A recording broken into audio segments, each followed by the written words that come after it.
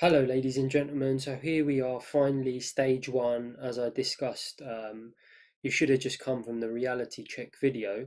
As I suggested, start at stage one and then you can go to the footprint at the end. If you did the footprint, fine, it's not the end of the world. But ideally, you would have just come from the introduction section where I did the introduction, obviously, to the pro course, and then I gave the reality check video.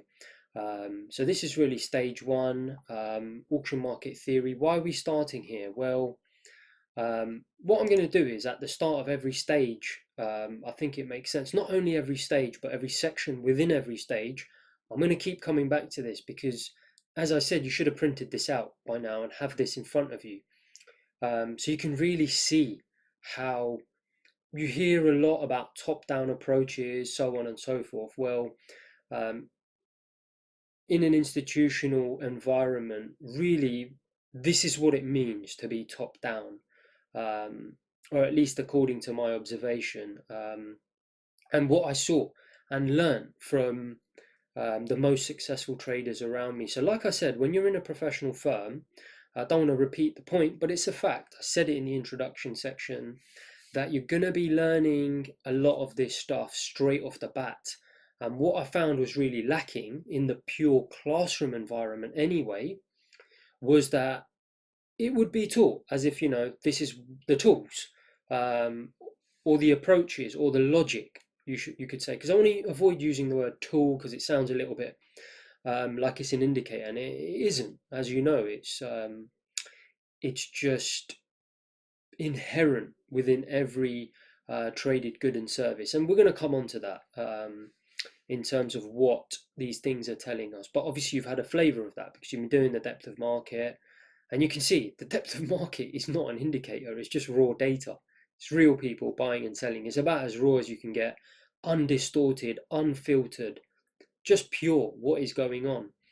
Um, so anyway, my point is that in a professional environment, I'm going to teach you exactly what they're teaching you, and I said that already in the introduction. But obviously, I'm going to try and teach you in the format or order that I think is going to be most beneficial to you, and what I saw the most successful people doing, and that was really starting out their day by building a hypothesis of what they think is going to happen. So we'll come back to building hypotheses and we'll talk about that a lot more in future. But as you can see, and I won't say this every time I bring this up, I'm just telling you this one time, that every time we go through a section, I'm just going to bring this up as a reminder that, okay, we've done this section, we're going to move on to a different section, we're going to move on to a different section, and so on and so forth. So obviously here we're starting with auction market theory, and so that's really first on your list, and it kind of gives you an eyesight into what's to come and how much you've really got to learn before you get to the stage where you can, in theory, start testing your hypothesis, i.e., taking trades. So you can see you've got quite a fair way to cover. So we're going to start with auction market theory, and that's why we're doing auction market theory first, because it generally encompasses the theory and practice, what we see in real life behind everything. As you know, I've talked a lot about different traded goods and services which are not currencies or financial markets or stocks or commodities or whatever it is, financial assets essentially. So we're going to do a lot more of that now because it's really at the foundation of everything that I do.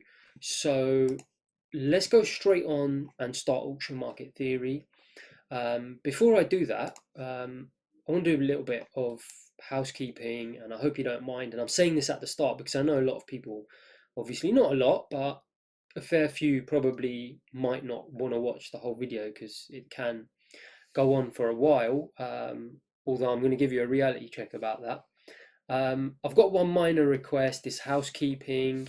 I didn't say it in the foundation course. I just feel like it's a good opportunity now that you've seen the course and you can see just how much effort I've put into it, and um, I don't really need any praise for that. I understand people are obviously paying hard-earned money for what they're receiving. So there's a fair exchange going on, and I accept that, and I'm very grateful for that.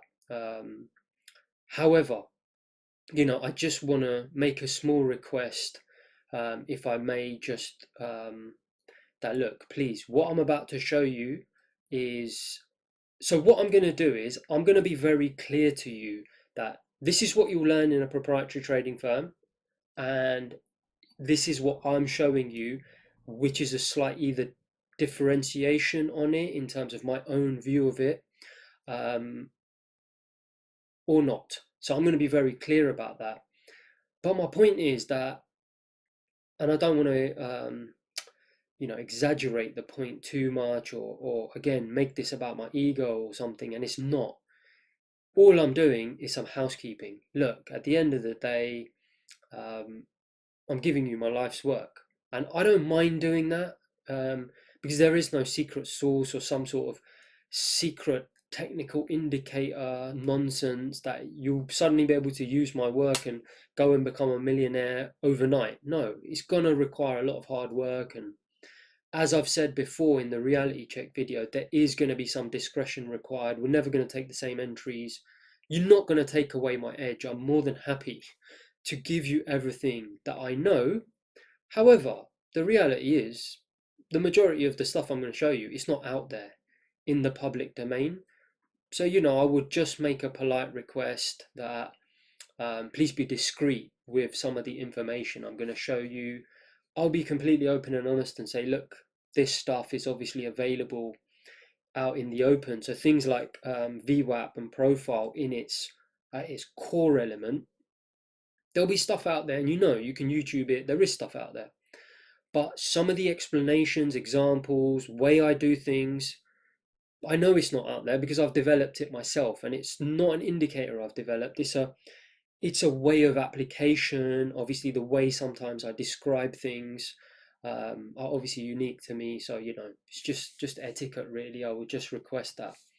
Look, please, everything I'm obviously going to show you in the pro course is literally something I've developed over my entire trading career, and at the end of the day, if it made its way into the public domain, I'm really not fussed at the face of it, because like I said, for someone to actually make this work, you've seen how much work is involved. They're going to have to do everything, and then obviously at the end of it they still may not succeed. However, again, it's just out of courtesy, I'm just asking that, and I'm sure everyone will adhere to that. But I've put a lot of effort into it, and yeah, that's all that needs to be said. Is I'll just make that polite request that just be discreet with the information I'm showing you. I would appreciate if you didn't go and obviously talk about it on public forums and things like that. um, Thank you, really appreciate it. So that's out of the way, and we can really start to move on with some of the theory. But what's going to happen is, right, and the reason I've put this reality check in here is it's the clues in the word theory, auction market theory. Um, so auction market theory, a lot of what I see out there um, can be very dogmatic in the way people describe it, and I'm going to tell you a little bit about that later. However, um, the fact remains that for me to build you up, and I'm going to do it in a much more practical manner, as you've seen. What you'll have to understand, and there'll be a reality check about this later, is that there isn't a lot of black and white in trading. And I'm going to do a reality check on this later. If you can't accept that, you're going to make it's going to be very difficult for you to succeed. And I'm not saying that um, basically the entire market is wishy-washy. I'm not saying that. All I'm saying is that you've got to give a bit of wiggle room to things. And when I say the way I've seen auction market theory being described in the past as dogmatic, it can almost get on the verge of like technical analysis, where you're trying to look for perfect things, perfection, and in imperfection. The market's imperfect. It's obviously made up of millions of participants that are unpredictable, and you've got to understand that and I've mentioned this before, that if you've got children, friends, relatives, doesn't matter if it's children, anyone, any age, they're very hard to predict. People, behaviors. You know this, if you go into business, it's very difficult to predict what someone who's a potential customer, a supplier, whatever it could be, it's very hard to have 100% certainty over how they're going to behave going forward. And markets are no different. Markets are just people transacting. That's why it's called a auction market. So I am relating what I'm saying to you back to this. But that's the whole point. The market is an auction of people. Yes, algorithms, I have said, are a huge chunk of the market now, significant amount, but they're programmed by people. So at the same time, somehow this unpredictability of people comes through, and we don't know how they've programmed algorithms. We don't know the program, we can't see that. So even the behavior of an algorithm can be unpredictable based on how it's been programmed. So anyway, look, the point is that you've got to understand that there's going to be some wiggle room around how it actually works in practice. But coming back to this point about heavy theory, is that for me to really show you how it works in real life, this whole essence of there being quite a wiggle room that you've got to give it, I've obviously got to build you up and I've got to take you through theoretically how it works. But I try to do that with real life examples. I guess it's the whole point of why I've just said what I've said. But the reality check is that at times theory is going to get very heavy. There's going to be a bit of statistics I have to show you. You don't have to be a maths whiz. But I've got to be honest with you. When you work in a professional environment, they're going to assume that you have a very basic statistical knowledge. But don't worry about it. I'm going to build you up. I said the whole point of me putting this together is to bridge the gap between retail and professional. So I'm going to bridge that small gap that there is when it comes to statistics, to do with probability distributions, etc. And really don't get worried, please, because I genuinely meant what I said before in the last reality check, which is that the guys that actually made it very rarely had mathematical backgrounds and things, in at least in discretionary trading. In much more technical types of trading, like for example options and structured products, then yeah, it helps to have that. But in pure outright risk taking of vanilla products, I mean plain products, it really isn't. It doesn't come down to mathematical background. So don't worry about it. It's a very little amount that you need to know, but you do need to know it. But I'm going to get you there, so don't worry about that, and it's part of this section. But my point is that it's going to get very heavy, the theory, over the next few hours. And if you can't stick with it, this is my reality check. You're not going to make it. And I'll tell you why. Because think about it. What have you tasked me with? You've given me a job, right? My job is to do what? Show you. How do they do this in professional circles? So if I didn't do this and give you this reality check, I'm doing you a disservice. Why is that? Well, if you'd started tomorrow morning, say tomorrow morning you were starting at a professional firm, guys, you've got to understand, you're going to be in a classroom for about 3 months at least, probably longer, until you're even allowed on the trading floor. Forget it, forget it. I've obviously been through two major training programs, one in investment banking, one in proprietary trading. Both of them, I wasn't allowed. Investment banking, they put me in a different building for 3 or 4 months where they trained me up in classrooms. Proprietary trading, yeah, it was next door to the trading floor, so I could see the screens, etc., etc. But at the same time, I was in a classroom environment. So you've got to understand, if you started in a professional trading firm tomorrow, you'd be spending 8 to 10, maybe more hours a day sitting, listening to a teacher talking to you about the markets, whatever it is.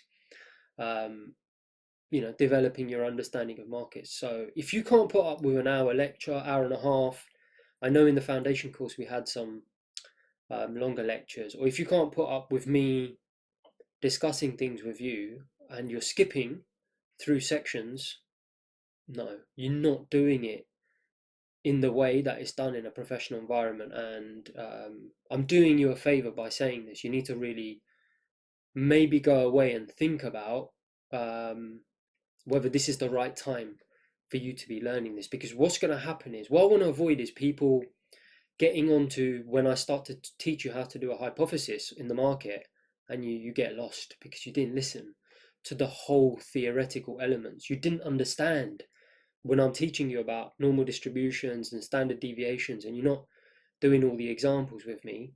You're just not going to understand it. I'm sorry to say. And it's unfair on you, it's unfair on me, because you'll be contacting me saying, I don't get it. Well, did you go through the whole thing properly? I understand there'll be some of you who will have gone through the whole thing properly and you still won't understand it. Fine, we can deal with that on a um, you know person by person basis. That's not a problem. But I hope you don't mind. I'm doing you a favor, give you this reality check that, you know, go through the pain, because picture yourself, essentially, is what I'm saying, in this proprietary trading classroom with a professional trader taking his time out of his day speaking to you. And I'm not doing it for 8 hours, I'm doing it for a lot less. And that's because obviously, we're not in a classroom environment, we're not taking breaks, we're not chatting to each other, and obviously I can do it in a bit of a shorter time frame. And also, I'm obviously using my experience to really give you what you exactly need, but it's still going to take me time. So listen to it, go through it. It's for your own benefit. Yeah, I hope you don't think I'm patronizing you. I'm not. I'm really trying to help you. To say, look, just do it. Just go through it. Watch the whole thing, and it's going to benefit you massively. So enough on that. Apologize. I didn't mean to give you a lecture. I'm trying to help you. And then finally, I just wanted to say on market structure. So the second reality check is that at the end of what are you trying to achieve out of auction market theory? Well, I've kind of said it. I believe I discussed it slightly in the foundation course. I put that example together a while ago. The can't remember exactly what it was. I think it was milk, wasn't it? It was milk. The example was a while back. Maybe about a month ago, I built that example. So I believe it was milk, but whatever it was, and I put bread in that 4-part mini series I did. So at the end of this, what you want to have concluded essentially is market structure, yeah, an understanding of market structure. And I went through it in quite a bit of detail, obviously, in the when I discussed volume profile in module 4, I think it was, as I already said with the milk stuff. But so you want to understand market structure, but what market structure? Every market in the world. And I'm not talking, I keep hearing people say to me, oh, do you use market structure? And what do you mean market structure? They're talking about financial markets to me. I know I get a lot of people asking me on social media and this and that, oh, do you use market structure to trade? And they're talking about financial market structure. What they don't understand is the market is the market is the market. It's not the financial market. The market, that term market structure, market, applies to every market. When you say market structure, you have to come out of this section thinking every traded good and service that has a price in the world has the same theoretical structure. I say theoretical because obviously in practice, depending on how liquid it is, the structure is going to be slightly different. So, obviously financial markets are very liquid. Certain products that are bought and sold in supermarkets tend to have medium liquidity because obviously supply can run out. And things like housing is very illiquid because obviously there is typically a shortage of supply of property in one particular road or area that you're interested in. So liquidity can vary and structure can obviously be quite different, and we're going to discuss that. But the point is, market structure at the end of this, you have to recognize there's no difference between financial market, bread market, chocolate market, wine market, coffee cup market, keyboard market. Any single product or service you can think of has the same market structure. And therefore, would you agree? We've said it before. If when supermarkets, Microsoft, Amazon, McDonald's, whoever it is, one of these big companies or small companies or medium-sized companies or whatever, obviously the bigger ones are more well known, when they're trying to forecast price, you already know they're not using technical indicators. They're using what? Data that they have, raw data, depth of market, time and sales. That is the same data that gets put through the cash register on a daily basis in a business.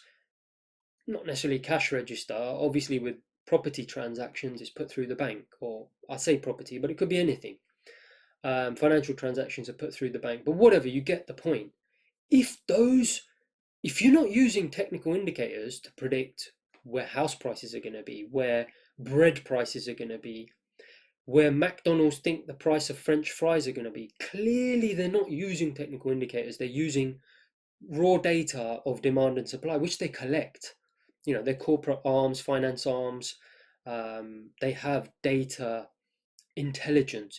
It's or business intelligence functions that can collect this data through, you know, very vast systems and networks. They're collecting this data.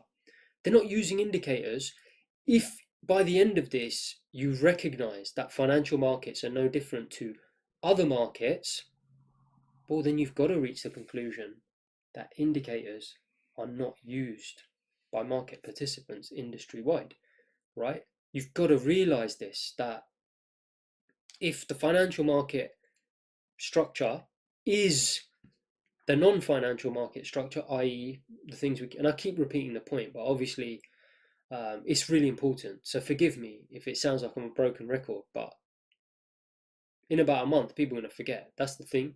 They just don't realize how important this is. I wish, and I said to you, you know, obviously there's bits that I would make clear that proprietary trading firms are going to teach you. In my opinion, they really don't hammer this point home enough.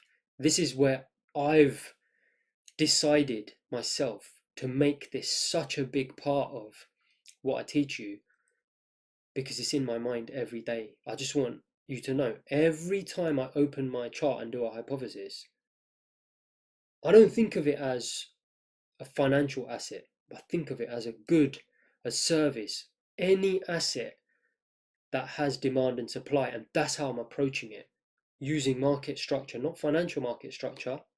Any good or traded, good traded good or service market structure. So again, coming back to this, if you're in agreement with me that McDonald's aren't using a MACD or divergence or trend, I mean, obviously they're not. We all know this, to predict where French fries are going to be. If you agree with me that Tesco aren't using technical analysis to predict where the price of milk is going to be, and you agree with me that market structure is obviously the same across all markets, that means you agree that technical analysis is basically a load of nonsense. And if by the end of this section you haven't reached that conclusion, then this is my reality check to you, that you should probably go through another phase of using technical tools and not obviously being consistent.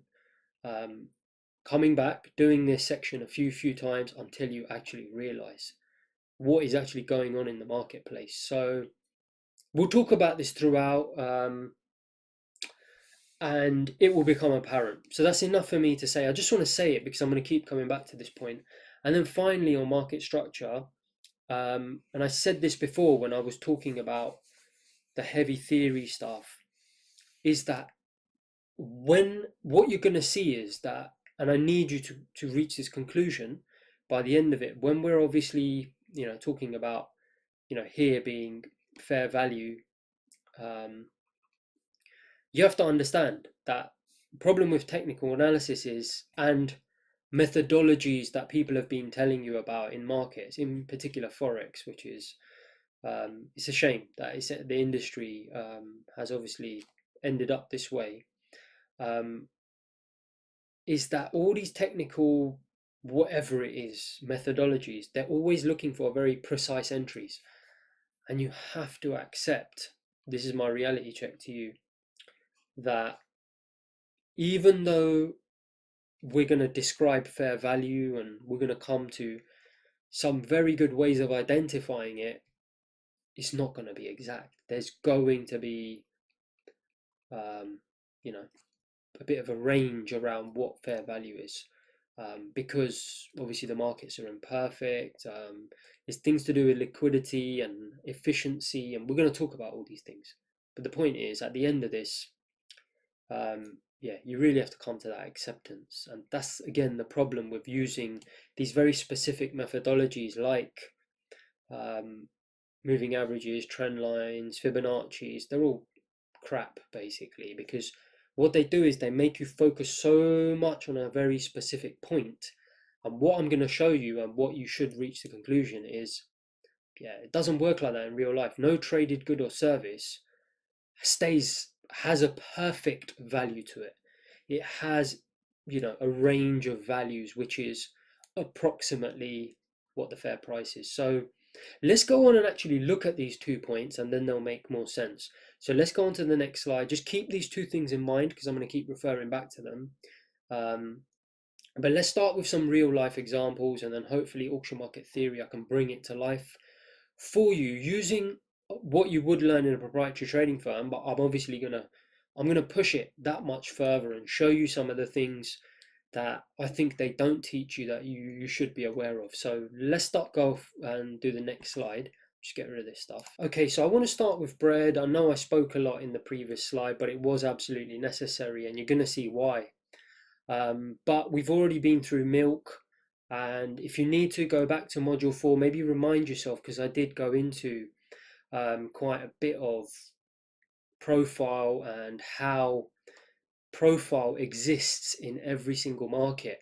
But now you've spent time on the depth of market. I think you're ready for me to take it up a notch.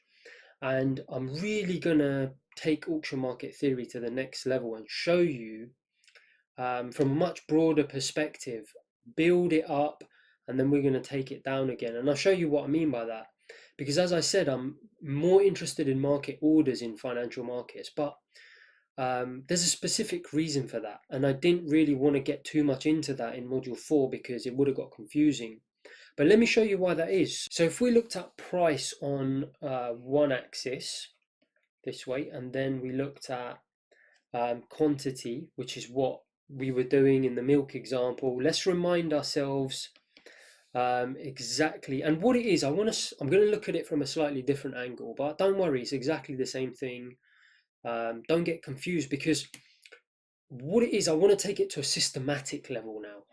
Before, I was showing you very much at a much more tangible level, in the sense that I believe what I was saying was that you were doing a survey, physically standing outside collecting data.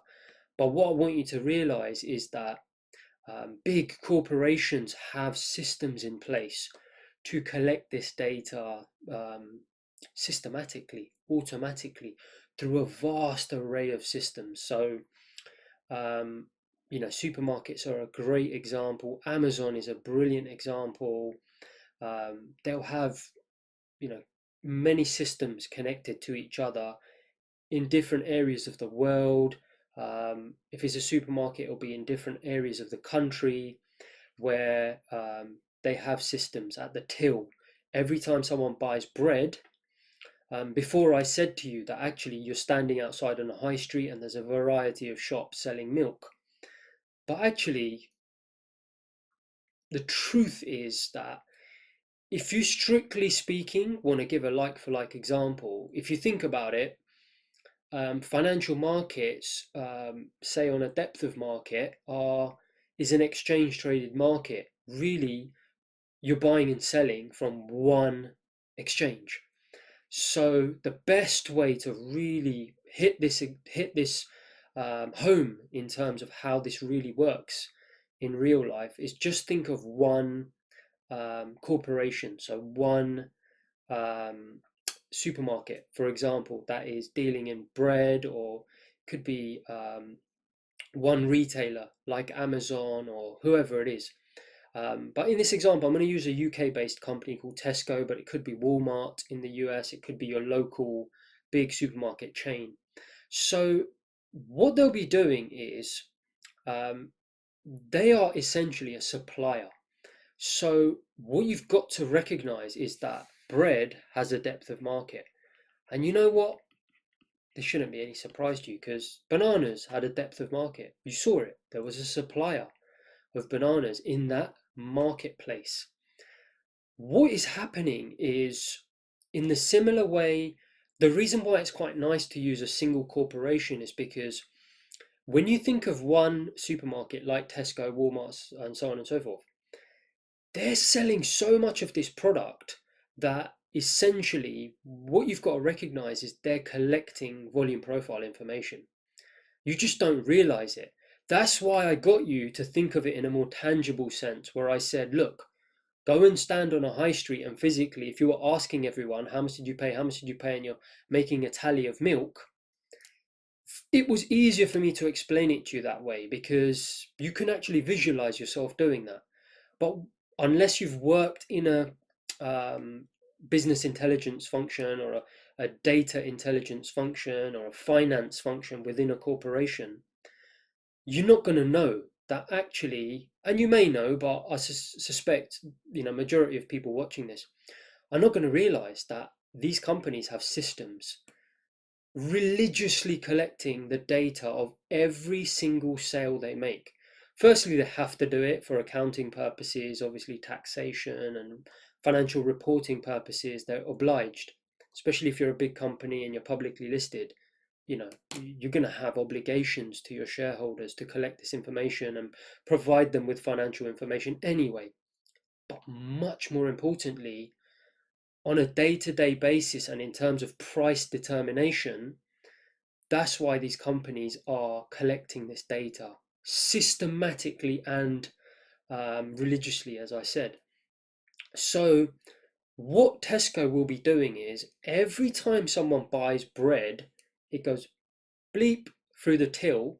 That gets recorded on a, you won't realize this, that information gets sent somewhere to their corporate headquarters, and there'll be some guy who's like a data analyst, and he'll be collecting this information, and they'll be storing this information, and they will be creating a profile. They don't call it volume profile, but that is exactly what it is. So let me give you an example. We said that obviously this axis is price.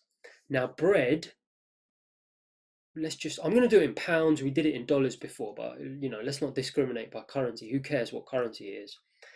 But let's just say a loaf of bread typically costs £1, right? You walk into your store and look, doesn't matter what it is, let's just imagine that it is £1. We know it roughly is £1. And I said to you before, every time you do a survey and someone buys milk, you record it.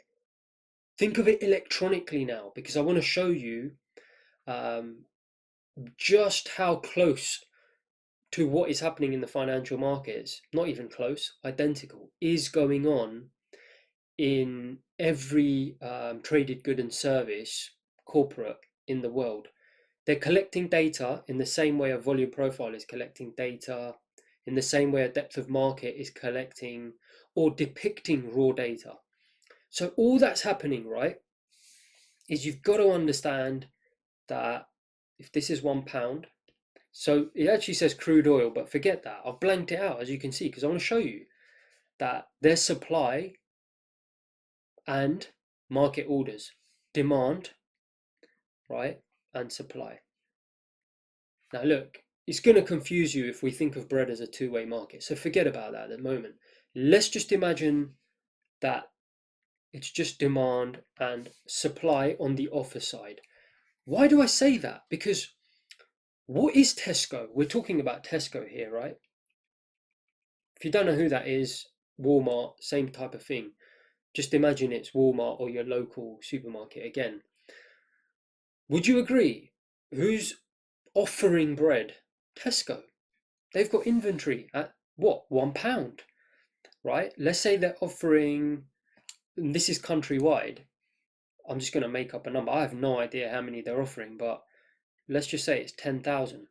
Right, sorry, ignore these numbers. It's just the legacy numbers that were there. I took this at the weekend. Can you see they're offering bread at 10,000? Right? What you've got to realize is they're the dominant force. They're almost dictating what the price is. They're obviously being supplied with bread and they're dictating what the price is, and it's £1. However, how do you think that they're setting those prices? Well, they're collecting data. Because what's happening is every time someone buys bread and it goes through the till, bleep, it gets recorded. Now, before I told you you're manually recording it, but look, the reality is it's not being manually recorded. It's being recorded in a system, and that data is going somewhere. And what's that? One, market order. Someone else comes into Tesco and does what? Buys bread. This is the best picture of bread I could find. But actually, there's a reason why I show you this, but we'll come back to that. Bleep goes through the checkout, recorded. What happened? 2 market orders. Guys, obviously it's not going to happen this slow. It's going to happen fast and furious throughout the day at every single store in the whole country. Obviously, market orders, this is going to be, probably thousands, let's be honest. But what you've got to recognize is throughout the country, and as time passes, there's going to be differences in prices. And you can prove it to yourself, honestly. Go to Tesco on the first day of every month for a year and write down the price of the loaf of bread. It won't be the same. Prove it to yourself. It's not going to be a million miles apart, but typically it's going to vary by a few pence here and there. And I said this before about milk, that it's going to have a slightly wide range in terms of what the fair price is. So, it could be 95p some days, it could be £1.5, and there's going to be various factors for that. But the point is, the majority of transactions are going to take place in these regions. What are these transactions? Market orders. So, this could be 2000. You're going to see transactions taking place 2000 here, 2000 here. Obviously, there'll be supply at each level. 10k, 10k, 10k. But what it is rather than is slightly different to a financial market because of the dominant force. So this is why I didn't want to introduce this earlier, because you're going to get confused if had I introduced this earlier. But now that you're familiar with depth of market and so on and so forth, what you've got to realize is that in the real world, in the majority of cases, suppliers are dictating market prices, at least initially. However, they're also collecting data in terms of demand taking place at those prices. So the reason why I say suppliers are dictating prices, I'm going to come back to that. Don't get confused. I'm going to tell you why I'm saying that. For now, just stick with me. So these market orders are taking place at each price. So sorry, this was £1, 5p. This is 95p, and so on and so forth. And this is 95p. Okay, this is £1, 5p. So you can see we talked about this already. You can kind of draw a line of best fit, and we'll come on to this. It's called normal distributions, but essentially fair price is going to be what of bread around 95p to sort of £1, 5p, right? And there's going to be very few transactions taking place at extremes when certain things happen, and we'll come on to that as to why price can change. But essentially what I want to show you is that, look, it's a volume profile. The same way you see it here, it's just a volume profile. What we're going to do now is I'm going to introduce time to you. Okay, so we're going to get rid of this if I can, and I'm actually going to introduce the passage of time, and I'm going to show you that what is actually happening is that corporations are collecting information in exactly the same way. So before I spoke about obviously profiles being flipped, and we're obviously looking at it one way, and obviously distributions when you're collecting data typically tend to be like this.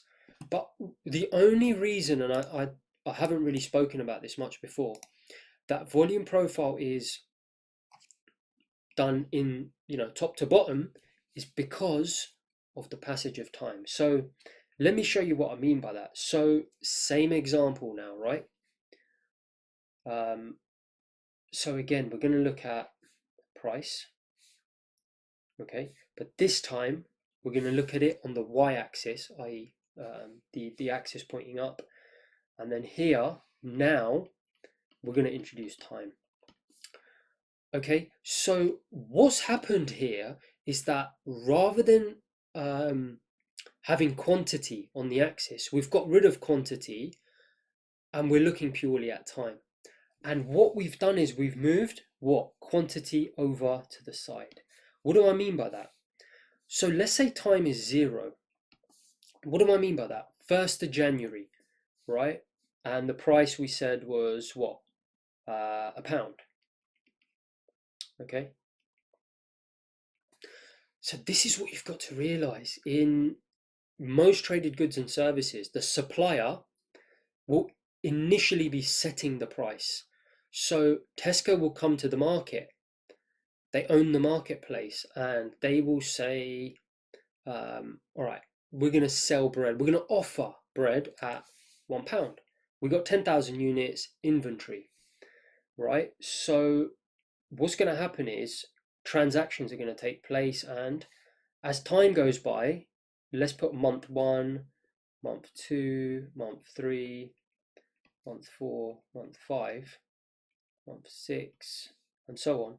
As time goes by, what's going to happen?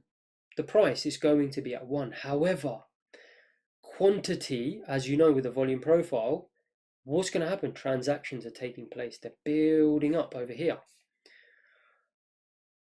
Then what happens? Tesco decide, actually, let's see if there's appetite at £1.05.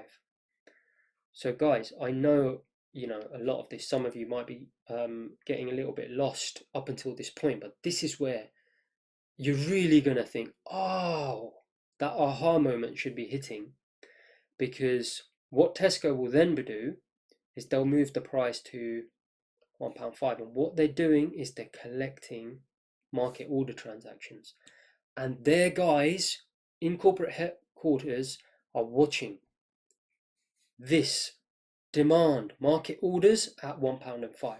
Got it? And based on what happens here, right, they might go up and think, oh, there's decent market orders at £1.05. Let's try £1.10.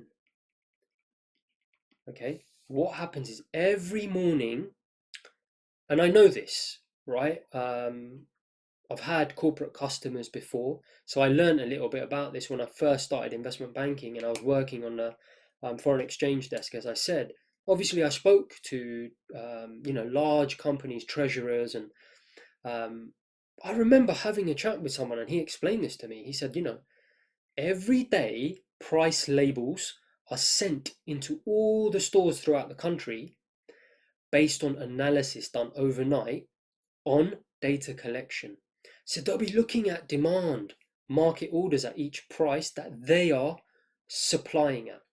Okay, so in the morning, what will happen is Tesco headquarters, Walmart headquarters, whatever, their business analyst will have looked at all this data coming through to the head office and have said, there's market orders at £1.05. Let's put the price up. So they'll send out these new labels and they'll put the price up. And what will happen is at the end of the day, what will happen? Naturally, price has gone up.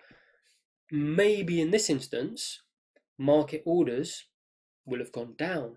So they will think to themselves, oh, maybe it's too high. Let's move the price back down again. So can you see what's happening? The price is going down.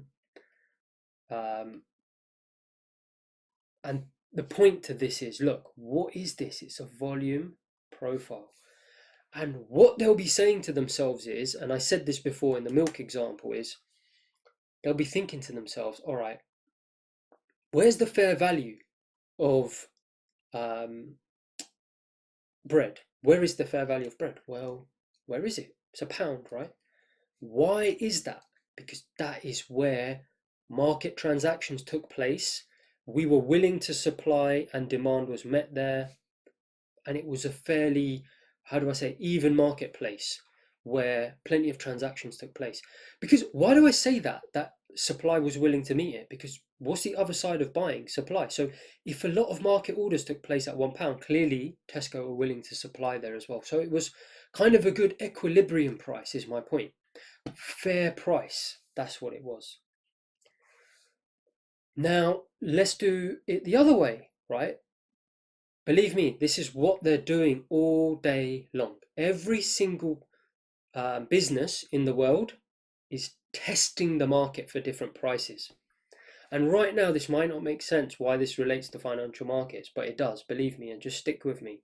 So for a little while, they'll stick at £1 and, more transactions will take place. Sorry, I've just had to borrow some of this space. But every time transactions are taking place, would you agree, quantity is building here in this profile? How is that different to this? It isn't, it's exactly the same. Okay, so then they think to themselves, let's test 95p. Whatever reason, maybe the next batch of supply that Tesco bought, they got it a bit cheaper, and they think, because don't forget, how do you make money? It's not price, it's price times quantity, right? So they might think, maybe if we sell it cheaper, we might be able to sell so many that 5p difference that we just dropped the price of from £1 to 95p, we can make it up in revenue terms, i.e. we'll actually make more money. So let me give you an example. If you sell 1,000 units at £1, but you sell 2,000 units at 95p, you made more money, all right? So it's not only about price, is my point. So what they'll do is they'll say, oh, let's try 95p now. Okay, now again, maybe these transactions really started to go up, and they thought, okay, that's working. Let's try 90p. Okay, so now it drops to 90p. And actually the transactions start to dry up as they go from 90p to 85p. Obviously it starts to dry up. Right, the price, sorry, that price shifts there, and let me just clean that up. Don't forget, this is the passage of time. This is happening all the time, and I'm going to show you how this happens in a second. You'll be amazed, but just bear with me. Like I said at the start, the reality check, this is why I said it. You've got to stick through this theory, because it's going to change the way you look at financial markets forever. So they come down to 80p, 85p, and actually, when they're calculating their revenue, demand, units sold times price, they realize, oh, revenues have dropped. And look at this, it's just a volume profile, right? Can you see it? Less transactions at 85, less transactions at 85p, 90p. Okay, same thing. That's all I want you to see. It's exactly the same. And what are they doing? They're offering out, and we, the consumer. So that's why I say forget about this for now. It would get too confusing. It's irrelevant anyway. Auction market theory to prove my point. I don't need to get crazy and start thinking of wholesale markets, and because otherwise you'll have to have 4 basically pieces of information on here, and you can't. It's multi-dimensional, and you start to have 3D charts, and it starts to get crazy. It's totally unnecessary to prove my point. So again, like I said, Market orders are taking place here, as you already know from watching depth of market now for a while, and supply is there. We can't necessarily see the supply here, but you can see it here, okay? And again, there's a reason why we don't necessarily need to look at supply when we're looking at the price of, so this could quite easily be euro dollar, pound dollar, right? And we've already gone through that, but we'll come back to that point. Let's just finish with this. So price comes down, they recognize revenue's gone down. What do? Take it back up, okay? And then they might stick here, and then you'll see some more transactions, and this process repeats. You've got to understand this process of price going up, down, down, up, down, down, up, down, down, up through time, sorry, and then all these volume transactions building. You've got to understand it is happening in, forget bread, I mean, think how many items these guys are selling. Every single day for every single item, go and walk into your local supermarket and go and have a look on the shelves how many items there are. Diet Coke, full fat Coke, Pepsi, ice cream, every single brand of ice cream you can think of, frozen foods. I was at the supermarket today. What else? Dog food, crisps, seasoning, water, milk, bread, pound dollar. It's exactly the same. You have to understand that what is happening is suppliers are looking at price discovery. So what they're doing, forget about the pound dollar for now, we'll come back to that. But would you agree for every good, this process is happening? What the supplier, Tesco, the offerer, the person who's got the inventory, the price, the dominant force is the price, is the person on the bid or offer side. We'll call it the offer side. This is something I didn't talk about in the milk example before. I agree, and I've never seen this described on YouTube like this. So again, that's why I say about the etiquette. You know, these type of examples I'd appreciate if you keep it yourself. But let's get to the point and show you why is it so critical to think of it like this. Because basically what Tesco, whoever, realizes, this is approximately throughout, 6, 7, let's say this is about 12 months.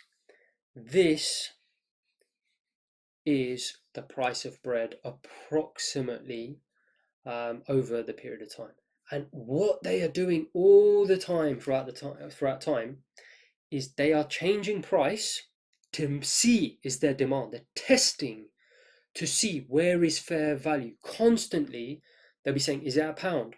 Is it a £1.05 next month? Is it a £1.10? Oh, no, it's too high. Let's bring it back down to a £1.05. Let's bring it back to a pound. 95p, 90.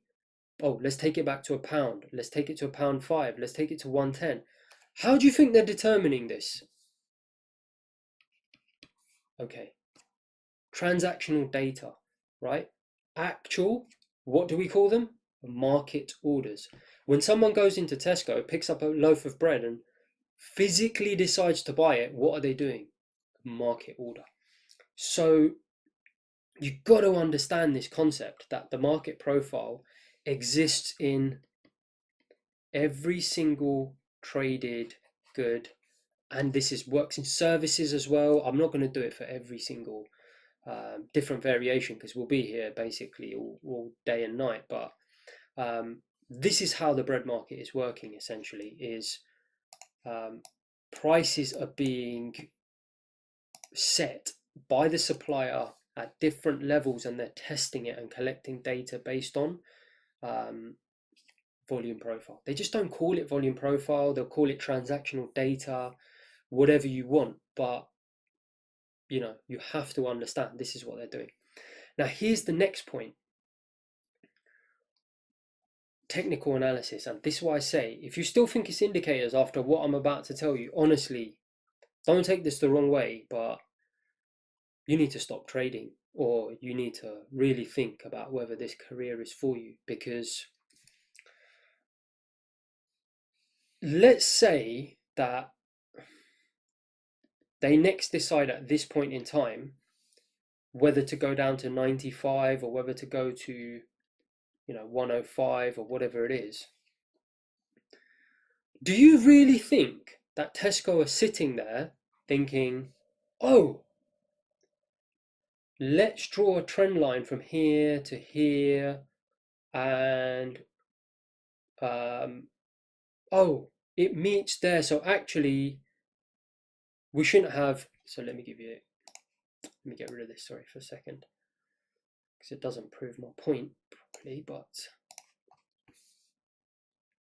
so we said approximately fair value is there, right? Okay, so this is a trend line. Do you think they're sitting there thinking, when they're determining where the price should be, about 12, 13 months after a period of time, and they're checking their obviously market orders, as in people who've purchased demand, do you really got to ask yourself, do you think that they're sitting here thinking, oh, look where the trend line meets, let's sit it at 95p?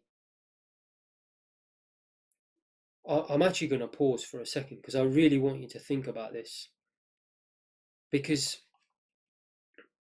you really got to ask yourself, do you actually think that Tesco, for a price of a loaf of bread, are sitting here, and I'm going to keep repeating this point, are thinking, oh, the RSI is oversold, or over here it's overbought, it's oversold, so let's move the price, let's change it, or look, there's confluence with the trend line and that's why. And you got to remember, if you're thinking that that's the case, you're assuming that what?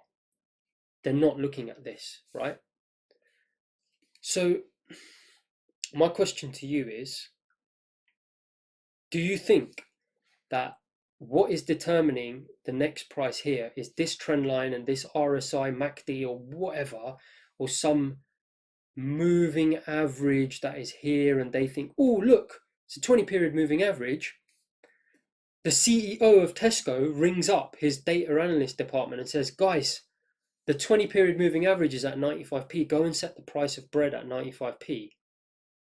Or do you think they're looking at actual transactions that took place in the market at 95p, and they can see there was demand in the past at 95p? Let's go and test and see if there's actually demand again at 95p, because that's about the fair price.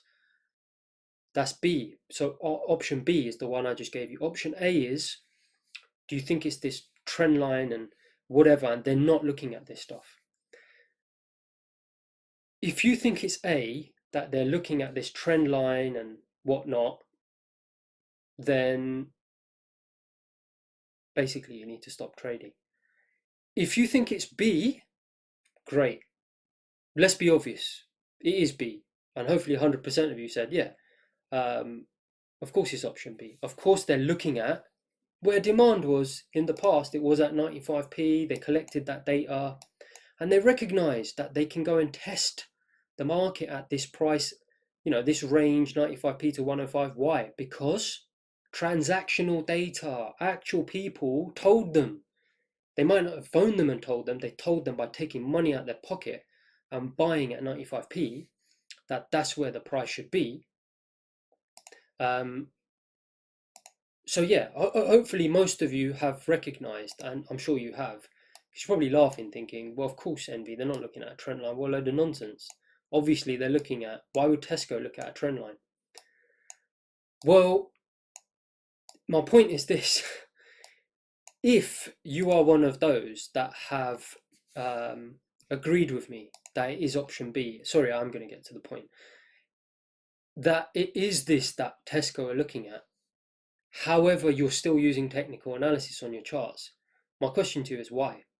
Why are you using technical analysis? Because what's the difference between, so I'm going to scribble over this a little bit, because obviously I've been quite static with the price, because obviously the price of bread doesn't change as frequently as financial market prices, but really this is all that's happening in the financial markets all day long. Can you see that? That is a chart of pound dollar, euro dollar, oil, E-mini S&P 500, What is the difference? So if you are using technical analysis, moving average, MACD, what are you doing? What on earth are you doing? Please stop. And if you can't, then I have to tell you, you're not going to make it in this game. Okay? I have to be very frank with you. You're not going to make it in this game, because, as I've already shown you on a depth of market, what's the driving force behind the price of pound, dollar, etc., etc.? Market orders. It's exactly the same. Now, what I'm going to do is I'm going to show you that I have actually found a website that I use sometimes, and many of you may use it and you may not actually realize it, but obviously Tesco, part of the problem is why people, when I show it to them, they're like, oh my God, that's so obvious. Part of the reason why people don't necessarily think of it so much in this manner is because obviously Tesco don't make it public. Tesco won't go around advertising, oh yeah, look, we had this many buyers at £1. We had this. No, no, no, of course not. Firstly, there's going to be millions of transactions. It's not practical. But secondly, of course, then they don't want competitors to have this data, so it's not publicly available. However, what I managed to find is the price of bread on Amazon over time. That's why I've used this example. So let me show you. Let me just get rid of some of that. Okay, guys, so I just want to show you that this is the price of bread over time. So can you actually see what is happening here? It's exactly the same thing. This is for a pack of 6, so it's not necessarily a pack of 1. And let me just move this to the side actually, so I can bring the markings back and we can compare it almost side by side. Okay, so hopefully you can see that. What it is, I don't want to get rid of this just yet, and if I erase it, then it's a bit of a headache because I've got to do it all over again. So let's just get rid of that. And look, I really hope you don't mind about the time spent on this, because really, you're not going to find this anywhere else.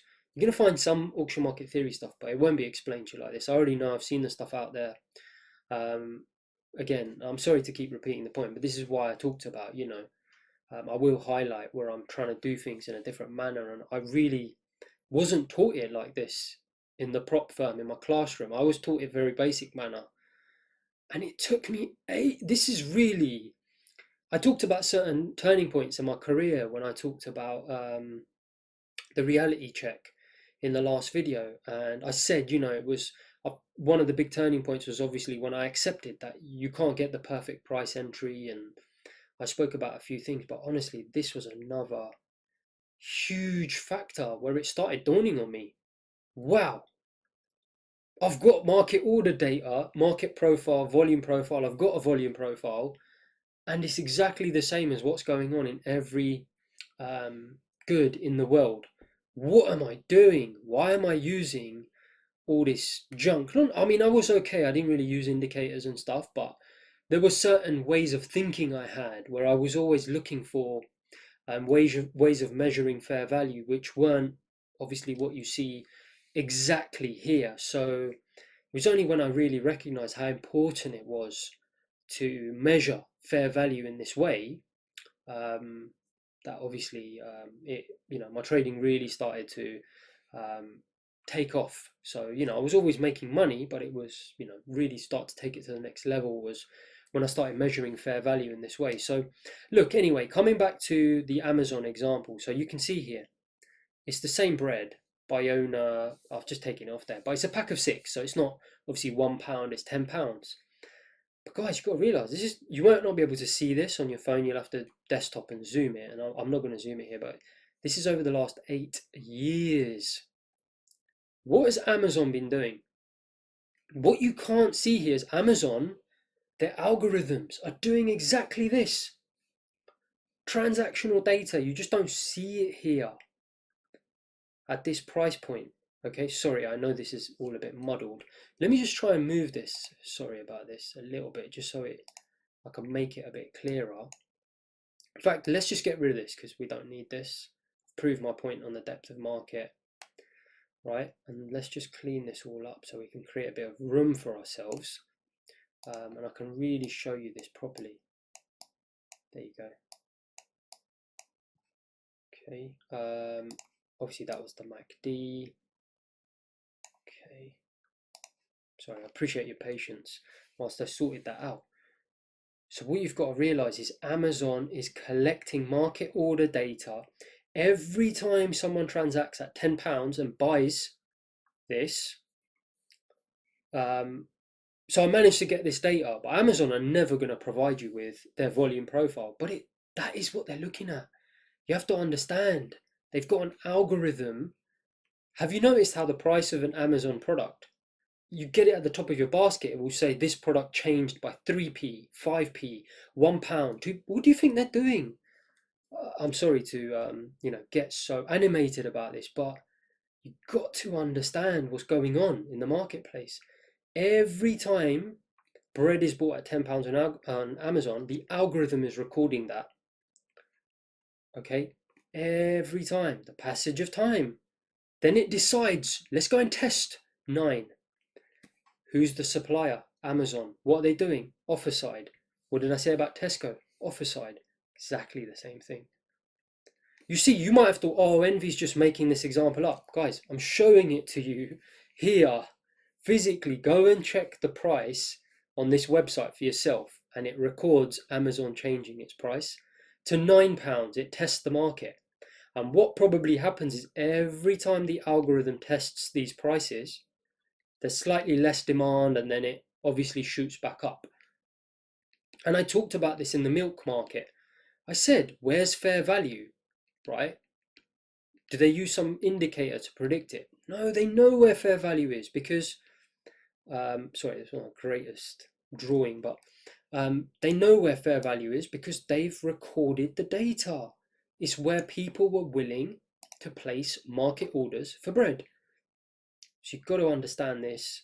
At £10, clearly a lot of people have transacted at £10. Then it shot down, few people transacted, boom, it shot up again. It's too cheap.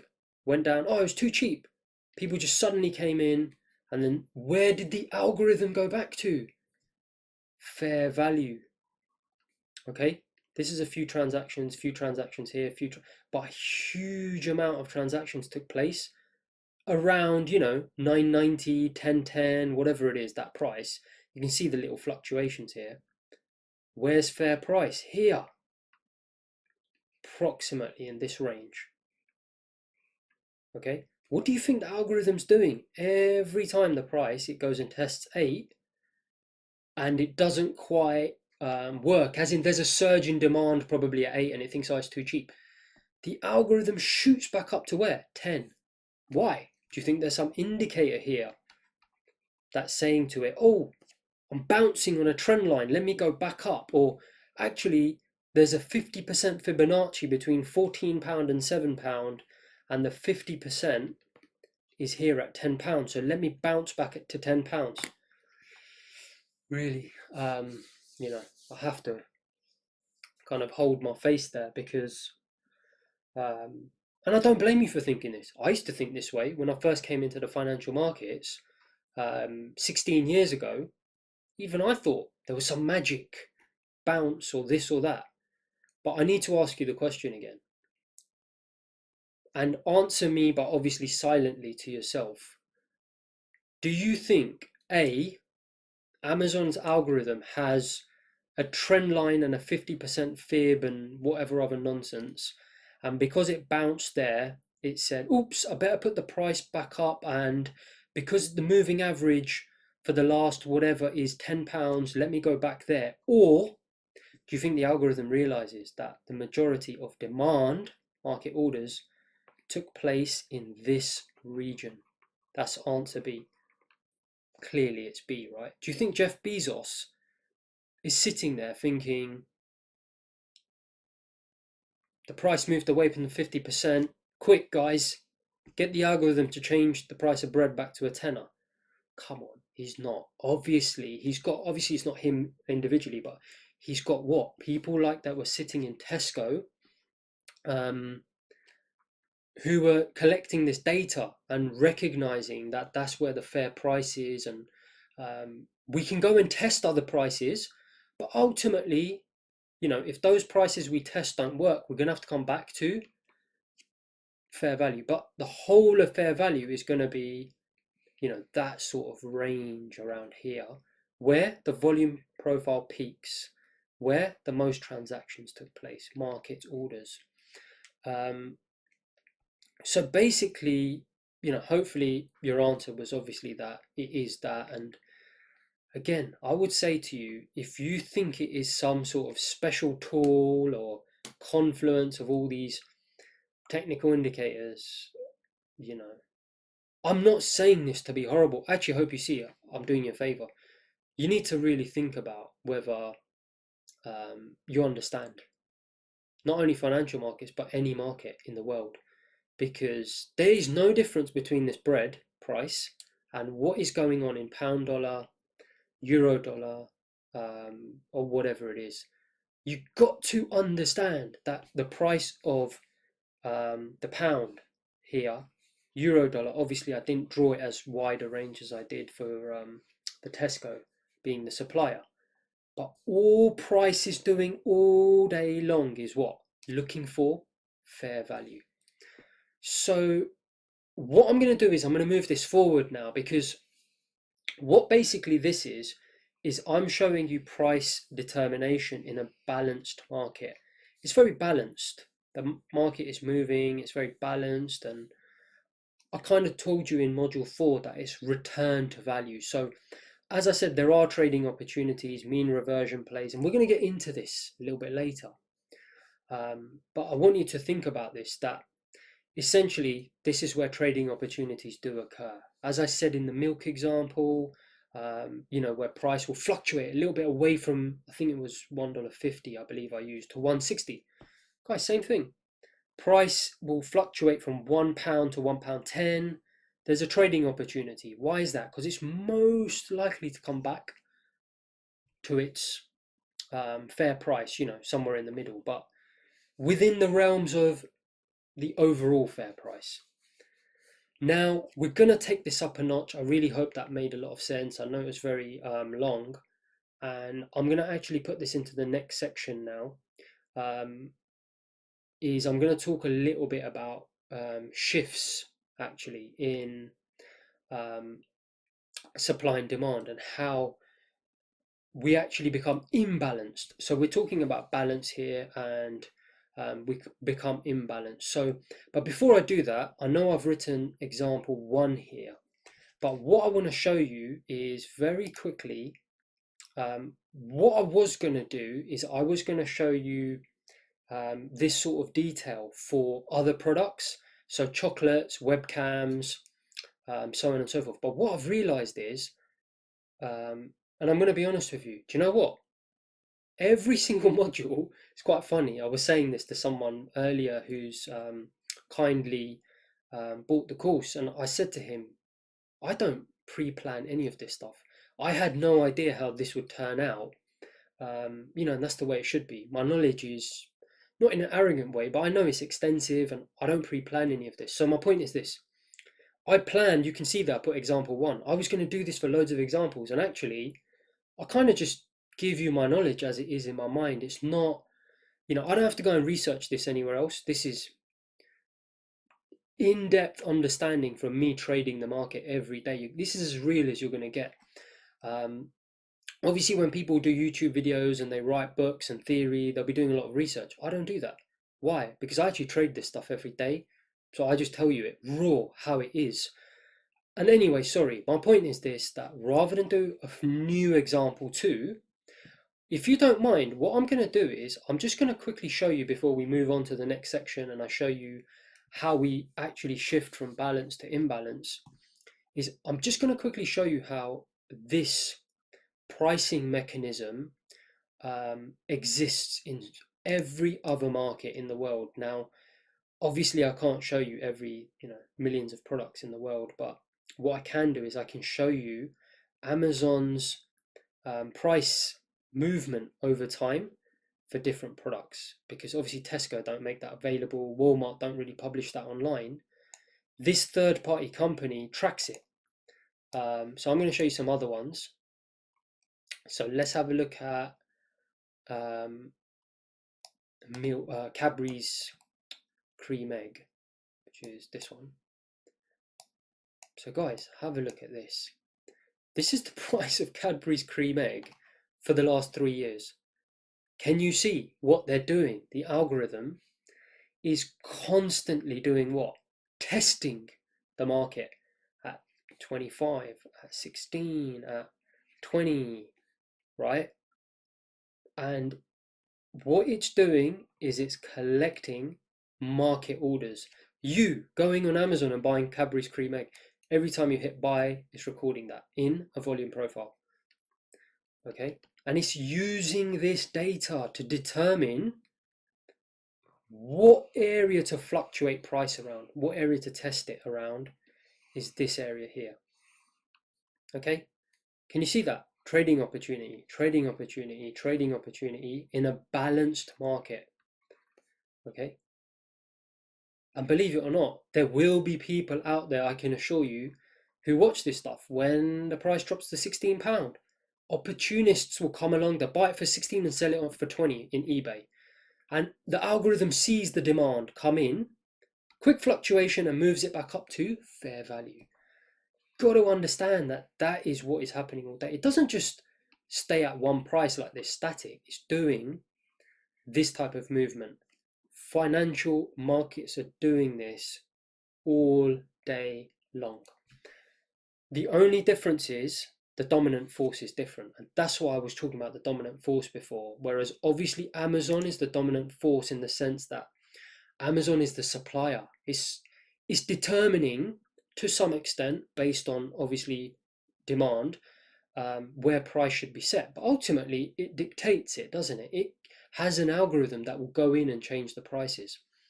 And financial markets are slightly different there, and that's why the depth columns in traditional goods and services, can you see the depth columns are absolutely crucial? That fourth column, inventory.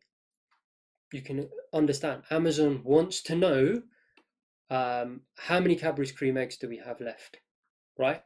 Let me just come back to that point anyway, because I'm conscious that, you know, this is obviously turning into quite a long video, but it's absolutely crucial, guys, what I'm telling you. And that's what I said about the classroom thing. You can pause it if you want to break, whatever. I think I'm just going to carry on until I get the point across. Here's Cadbury's milk chocolate bar. Okay, guys, this is the price of milk chocolate bars from August 16, 2018 to 2000, so the last 2 years. See it for yourself. What is Amazon doing? Testing the market between £6 and £8. Okay, and they're collecting market data. I'm sorry about all of this, but I just don't want to get rid of it just in case I need to use it to show it to you later. Okay, what is Amazon doing? They're collecting data every time price is at £7. Their algorithm will be collecting data. Sorry, I know it's a bit. And look, I apologize. I maybe know this presentation isn't as smooth as possible, but you know, I'm not a professional presenter. I'm a trader. I'm trying to give it to you raw as it's coming in my mind, rather than it being pre-prepared, because then you're really going to get an insight into how I trade. Can you see how long did it spend there? Bloop, and it went straight back up. So obviously, clearly there's such aggression, but very few transactions. The algorithm decided, nope, we're going to go back to around £7. Same at £8, tested the market, and then bloop, came back down. So can you see volume profile? They just don't call, obviously they don't call it volume profile, they call it data analytics or data, whatever you want to call it, BI, data intelligence, there's various names for it, but they're collecting this data, and this is what is helping them to do what? Decide where the next price should be within a balanced market. Okay, and this is where, as you saw with the milk example, the price of milk shifted significantly when what? There was a fundamental change in the market. Have you noticed here? I haven't talked about fundamental change. I didn't say, you know, there's a problem in the grain market, so all of a sudden bread prices have shifted. There's what else? I'm just trying to think. Import taxes have suddenly risen. Fundamental shifts that will cause balance to shift and become imbalanced and new balance to form. That we're going to talk about in the next part. I just want to make that clear that these shifts are happening within a balanced market, not because there's necessarily any fundamental structural shifts. It's happening because they're testing the price within a range. Okay, and that's what you've got to understand, why I say you've got to give prices leeway in terms of where fair price is, because within a balanced market, fair price can fluctuate quite a lot. You can trade, you can take advantage of it with mean reversion, obviously, as I said. But we'll get onto all of that, okay? That's much further on in the course. So that's Cadbury's milk chocolate. You can see the same things happening as what happens in a financial market. Okay, guys? Determined by fair price. It's just going from one extreme to the other. Do you remember the treasury market? What did I say? You get to the top, and I sold it to go where? Back to £7. Obviously, in the treasury market or something else. Return to value. Breakout would be market going imbalanced, but we're going to talk about that a little bit later on in the next section. But you might think, why is Envy constantly telling us this? Well, this is fundamental, because I want to make sure every single, not 90%, I want to make 100% of you understand this. So I don't care if I have to say it 10 times. If this is the last one, by the way, then that's what needs to be done, because what it is I'm going to be referring to this type of stuff later on, and I don't want anyone left behind and thinking, what on earth is the guy talking about? So I actually noticed I wanted to change my webcam to do all of this stuff, so I thought, let me just bring up webcam prices, because for some reason recently webcams have just been unavailable. But anyway, that's what I thought of webcam. So what's the difference here between this financial markets, guys? I can't see it, so and hopefully you agree with me that it's exactly the same. It has a price, it's an asset. Pound, euro, oil, stocks, Logitech webcams. You got to understand, technical indicators are garbage. This is what technical analysis is doing.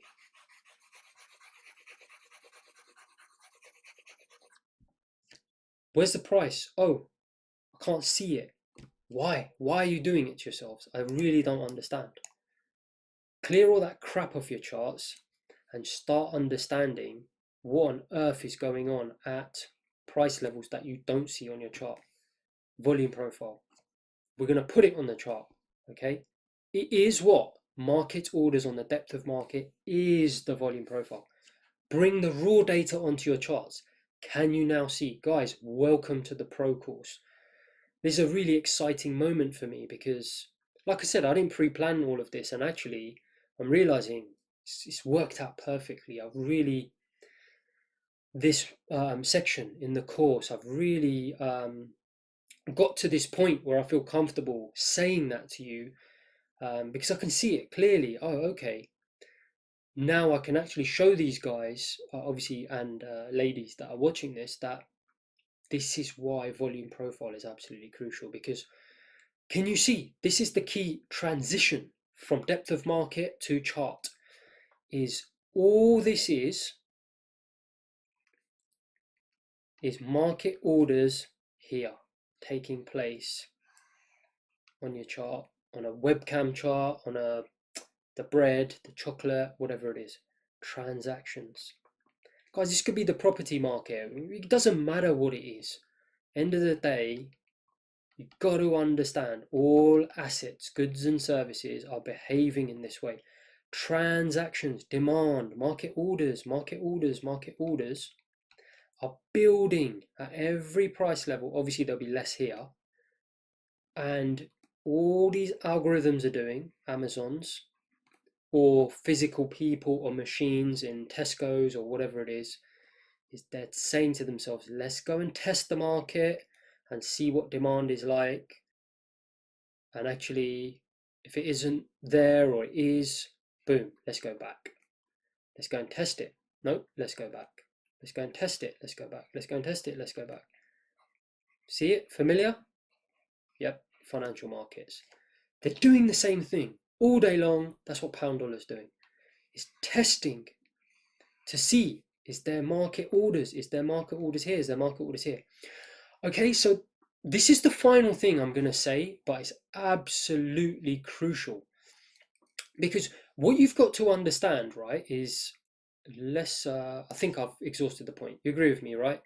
This is what is determining fair price, not some ridiculous indicator that happens to meet the price of Logitech webcams at 58 quid. It's to do with demand at 58, market orders. So again, hopefully you've now got to it.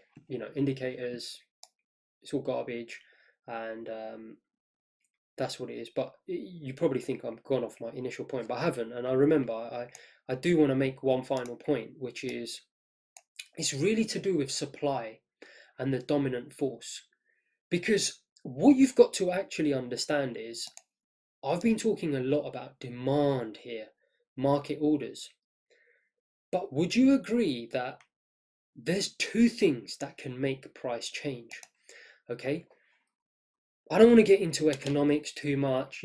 This is about teaching you how to trade. This isn't about teaching you how to go and set up a bread business or to set up a chocolate, whatever it was. I can't remember what chocolates we looked at, cream eggs or whatever it was, or a bread business sorry, I'm just having a look here. The examples that we gave, dairy milk business, or Cadbury's cream egg business. What you've got to understand, would you agree, and you saw this on the depth of market, what causes price to shift? Would you agree? It's either demand, market orders eating into supply, or what? Supply moving out of the way. Would you agree? So for example, let's say there was, let's just make up some numbers, 100 contracts here. And let's forget about the bids at the moment, because it's going to confuse the matter. Because obviously we're talking about more of a typical market like Tesco or Amazon is one way. They're offering, typically you don't go and sell to Amazon as a consumer. Your market order is on the buy side, right? Here. So let's just concentrate here for one moment. Sorry, forget about that one. As I said, it's just a legacy number. So 100 products are being offered. Let's just think of the webcams. There's 100 webcams, and it could be pound dollar. There's 100 contracts, doesn't matter. Would you agree for this to move up? What are the two things that have to happen? Either market orders have to wipe this out and it shifts up, or what? So this goes to 100, market moves up from, let's say webcams are £100 and it goes to £101. Or let's talk about pound dollar being 121.50 and 121.51. Okay, what is going to actually cause the price to go up? You already know this, right? And I'm not asking you as if you don't know. I'm not teaching you. It's a rhetorical question. You know the answer. Market orders, right? Clearing this out, 100 print, and the price moves up. What's the other way that this can move up? Gonna pause for a second. Pause the video if you need to think about it. Okay, so there's 100 contracts. What can make this go up? These 100 guys offering do what? They don't get cleared out. They just decide we don't want to offer at this price anymore. We now decided we're going to offer at £101 or £102 or £103. Okay, can you see that? The whole supply has moved. So guys, you're never going to see this anywhere on the internet, and this is why I say, please be discreet with all of this stuff. This is stuff I've not figured out myself because it's happening, but it's basically what I realized is going on in the financial markets, is that who's the dominant force in this instance where you're selling Logitech webcams? Amazon. Amazon is the dominant force, right? The seller, Tesco, the bread seller, they typically decide whether they're going to test the market at £1.5, £1.10. Amazon decides whether they're going to sell Logitech cameras at £100, 102. Can you see? It's this supplier is the dominant force. What you have to understand is that financial markets. So my point is this: what Tesco will actually be looking at is what? Market orders, and we call it pending orders, but inventory, supply. So their actually business is incredibly complicated because they're not only looking at demand factors, a volume profile, they're also looking at supply factors. This column, bids and offers, as in offers, essentially. They're looking at the inventory. What you got to realize is that you got it lucky in the financial markets. Suppliers are not in control of financial markets. Can you understand why I got you on the depth of market? Can you imagine if I'm trying to explain this to you, that is suppliers in control and blah, blah, blah, blah, blah, and this column and that, you're going to be lost unless you'd spent that time on the depth of market. Now I'm confident you're going to understand this when I tell you that when have you ever seen someone in the treasury market have 100 and just decide, nah, I'm not going to be, it doesn't happen, right? The exchange, the banks, they have an obligation to provide liquidity. A, and B, how many people do you think transact in pound dollar at any given moment compared to how many people are buying bread in any given second? It's not even comparable. So you've got to understand that liquidity is humongous in financial markets. What is liquidity? Supply. This column is going to be always loaded. All right, maybe not 1,000 contracts, but the reason I've written 1,000 there is, and I'm sorry, I know this is taking a long time, but you've got to understand, you're getting diamond material here. I hope you can see that. What's happening is, what is the increments in financial markets? 120, 150, 120, 151. You've got to realize that it's not about supply at any single price level. This is why I got you on the depth of market. It's about supply over multiple price levels. I'm showing you here the price of webcams in £1 increments, right? Can you imagine how much supply there is in the pound in a £1 increment, right? Guys, thousands of contracts. In treasuries, God, you're probably talking several 100,000 contracts, okay? So you've got to understand that the inventory in financial markets, it's not the dominant force in the sense that there's so much of it, it doesn't get a say in, oh, I'm going to decide now to offer at 120, 150, because trust me, if you're sitting at 120, 150 in pound dollar and you decide, I'm not going to offer it anymore at 120, 150 or 120, 151, don't get obsessed with single price levels. Think of a range. Let's think about a few prices around there. You've seen how much it can fluctuate. But in approximately that region, you decide you're going to be the Amazon and supply pounds to the market. And you decide, nah, I'm going to move my price. You know how Amazon moves the price from £100 to £103? Guys, someone else is going to come along and replace you in the blink of an eye. You are not the dominant force on the supply side. Okay? And I recognized this as my career evolved, and I realized that's why opportunities on the depth of market are virtually zero, because obviously algorithms have taken over, and that's part of the reason, but this is the other reason. Supply is not the dominant force. It's irrelevant. There's always supply, an abundance of supply. Whereas Amazon is different. Amazon, they're dictating what? They essentially have the entire market's inventory in their warehouse. That's not how it works in financial markets. How many people are supplying pounds in the markets? Thousands of people. And don't get confused and say, oh, Envy, we saw the spoofer. Guys, that's one price level, right? I'm talking about a period of a day and multiple prices, even in a small range. There's always abundant supply. You've got to understand this distinction. And I'm sorry, I'm going to keep talking about this for a few minutes because it's so important. You've got to understand this, that at price levels equivalent to what Amazon are selling at, so they're selling at £100, £101, £102, the equivalent is just a price in a financial asset. It could be crude oil, whatever. You've got to understand that even Tesco, they're the dominant force. And who are they? They're the offerers. They're offering the good. Financial markets is not the dominant force in the sense that there's such an abundance of it, they can't dictate the price. So who is dictating the price? Market orders. Can you see that? It's these guys in these columns. They've now become the dominant force in financial markets. That's why I talk about dominant force. Why is that important?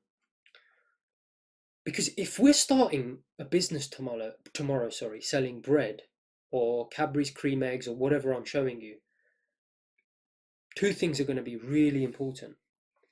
Market orders, but also inventory. I've just said to you, at the end of the day, there's supply. There's always supply at every level. We just said that there's two ways that price is going to move. You've been watching a depth of market now for 3 months. When have you ever seen the entire supply just clear out without market orders getting involved? Doesn't happen. Why? Because there's an abundance of supply. So can you understand that? And rewind this a few times if you don't. Market orders are the ones causing price to shift in financial markets because there's so much supply. Think about it. Logitech webcams, okay? Amazon or bread.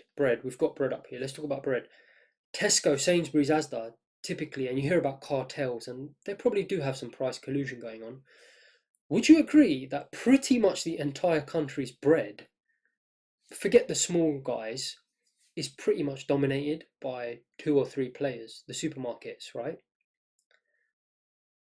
That's not the case in financial markets, especially in exchange traded markets. There's plenty of supply amongst a variety of suppliers. So my point is this: if there was plenty of bread, abundance, do you think it would be easy for all those suppliers to just turn around one day and say, actually, we're going to now do what? Move the price on the depth of market from £1 to £1.5? No. If Amazon didn't control so much inventory of Logitech webcams, do you think it'd be easy for them to say, basically, they're now what? The people on the offer side. I'm going to move the price up to £1.3. How? Because I'm going to change my offer at £1.2. I'm going to move it up. So now, this is Amazon talking. They're now telling the market, guys, the price is now 103. Take it or leave it. Do you see that happening on the depth of market? No, you don't. Market orders are dominant. Why do I keep saying this? Because what you're going to realize is this is why volume profile is everything in a financial market. Because what is volume profile? Market orders. Okay, can you see why in my career I've moved away from supply side? I really don't care about supply. If Amazon was the whole pound dollar market in the way that it is typically Logitech webcam market, Look, I get it. There's Currys and stuff, but typically it's just a few dominant players. Is my point. Um, then obviously I'd look at supply, but that's not the case anymore. And it's not only about dominant players; it's about amount. When you look at your depth of market, don't fall into the trap of thinking envy, but I only see thin market 20. No, I'm talking about, you've got to remember the increments in financial markets are very small. I'm talking about over a range of prices. There's abundant supply. Believe me, if you wanted to, when have you ever gone on your platform and not been able to place a market order? There's always supply. It's always there, right? It doesn't work like that in with other goods. So my point is to come back to it. Market orders are determining it. So from now on, market profile is going to be the dominant force for us as well because of this reason. So I'll come back to the point. You're very lucky because actually, in a way, you're lucky because what happens is this luck does get counterbalanced, and I'm going to tell you why. But in a way, what would be happening is obviously if you set up a business, like I said, selling bread, chocolates, the stuff examples we'll be looking at, you'd have to look at market profile, but you'd also have to look at the supply, like I said, and you can imagine the chart would become very difficult to read because you'd have market profile, you'd have to somehow incorporate supply, as in not only market orders, market profile, but supply. The problem is, so you might be thinking, oh, does that mean that we're lucky, so it's easier to run a trading business in terms of financial markets than it is bread market or whatever these other products, goods and services out there? No. The problem is that is counteracted by the fact that there's so much liquidity that price determination is taking place over so many levels, and that's what makes it difficult. And it comes back to my reality check from the first video where I said my career really changed when I recognized this. I realized price determination is taking place, this effect is taking place over 121.50, 121.51, 121.52. This is pound dollar, by the way. It's making up a number. 121.53, 121.54, 121.55, 125, 156, 121.57, 121.58. Guys, you're probably thinking, what the hell is envy going on about? Guys, look at depth of market. There's supply everywhere. So at the end of the day, for market orders might now be the dominant force in financial markets. So it's demand, right? Market orders. And obviously in a lot of other goods and services, it's the supply side, right? Don't get me wrong, it's not like, we don't have any say. Obviously, if everyone decided to stop buying bread tomorrow, obviously Tesco and producers, suppliers would have to obviously adjust for that. And they do adjust because they do look at market profile. I'm not saying that they're completely dictating the market. I'm just saying they're the dominant force. In financial markets, it is significantly the demand side market orders because there is that much supply. But again, coming back to my point, right, is the problem is, even though we're now only going to focus on market orders, and you can see why, because I'm talking about demand being the dominant force on the depth of market, right? The problem is basically the demand side, what they'll be doing all the time in conjunction with supply, obviously, is testing prices at different levels. But for price to actually move to different levels, there's so much supply at every level. Can you see? It doesn't jump around. It doesn't present the profit opportunities that some of these more illiquid markets like bread, chocolate, property present themselves with. So I promise this is going to be the last thing, then we're going to move on, but you really need to understand this. Property, let me give you an example, is a very illiquid market, and supply tends to be quite dominant. in that market. I'm not saying demand doesn't have any effect. Of course it does. If no one's willing to buy property, then the price will change accordingly. But it's heavily skewed by supply because there's a lack of supply, population growth. Why do you think property prices go up over time? It's to do with this lack of supply issue. So it's a supply phenomenon. And obviously population is growing, but it's scarce. Property is more and more scarce. But the point is, if you look at the price increments, so property in theory is quite a complex market because it's not only this supply side issue you've obviously also got demand side issue in terms of population growth and more demand, but supply side issues in terms of scarcity, only so much land in the world. So can you see, depth of market has to be 4 columns. Whereas I'm saying to you guys, you only need to worry about 2 columns. But the problem is, it's counterbalanced in a way because, sorry, it sounds like I'm taking ages to get to the point. It's just I'm trying to explain it slowly to make sure that everyone understands. Property can tend to jump in prices. Let's say you're buying a house for $400,000, £400,000. People don't think twice about putting in an offer at 410, 420, 405. We're talking 5 grand, 10 grand, 20 grand. Those can potentially, I know there's risk, but be potentially quite big incremental jumps. Do financial markets jump by 5 grand, 10 grand in terms of prices? The equivalent. So it's the equivalent of, we talked about obviously 400 going to 405 or 410. That's the equivalent. Oil going from 40 to 40.5. No, it doesn't. It jumps 40.01, 40.02, 40.03, 40.04. Can you see?